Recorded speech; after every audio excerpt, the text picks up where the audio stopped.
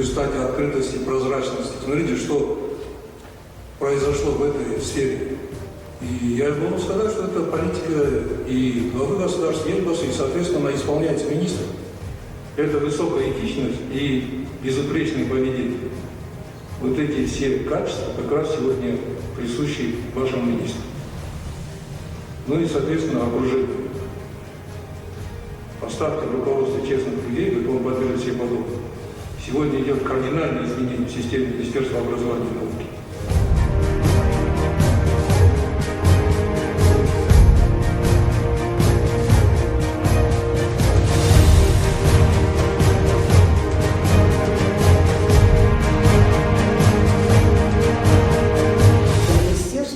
На постоянной основе работает с нашим Натальей Павловной, с членами СНГ и в конце концов выправляет ситуацию, предлагает методы и схемы, по которым можно значительно снизить. Вот то, что я сама проезжала по многим регионам, я видела, что многие внедряют цифровые форматы для поступления на работу.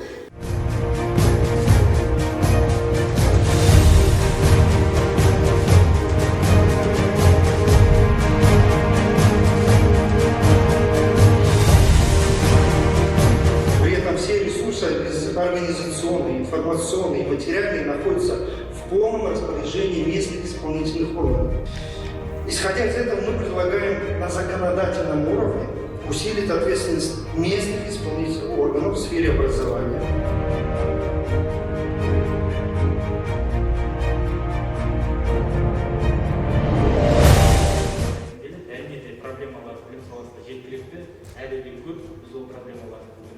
Көріп отырмыз, ауруын жасырған білетtik, сондықтан бұл нәрселерді біз жасырмауымыз керек.